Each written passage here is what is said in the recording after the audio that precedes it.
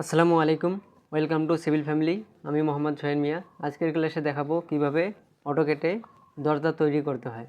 তো প্রথমে আমরা অটোক্যাড ফাইলটি ওপেন করি। লাইন কমান্ডের সাহায্যে একটা 3 ফিট 6 ইঞ্চি লাইন অঙ্কন করি।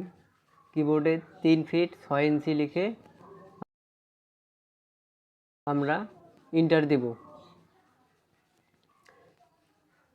আবারও আমরা লাইন কমান্ডের সাহায্যে এই প্রান্ত থেকে উপরের দিকে 5 ইঞ্চি লিখে এন্টার দিব।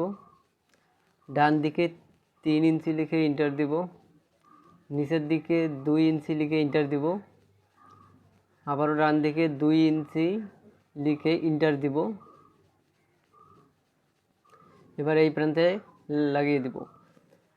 অতএব আমাদের এইরকম অংশ এই দিকেও নিয়ে আসতে হবে। এজন্য আমরা এটাকে সিলেক্ট করলাম, কিবোর্ডে এমআই লিখে এন্টার দিলাম। তারপরে মিড পয়েন্টে একটা ক্লিক করে উপরের দিকে একটা ক্লিক করলাম, এন্টার চাপ দিলাম। এবার আমরা আবারও লাইন কমান্ডের সাহায্যে এই প্রান্ত থেকে উপরের দিকে 3 ফিটের একটা লাইন নিব, এন্টার। আবার ডান দিকে 2 ইঞ্চি লিখে এন্টার দিব। আবার এই প্রান্তে লাগিয়ে দিব।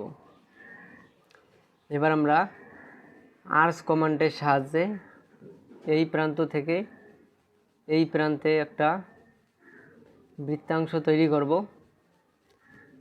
এই প্রান্তে ক্লিক করে নিচের দিকে ক্লিক করব।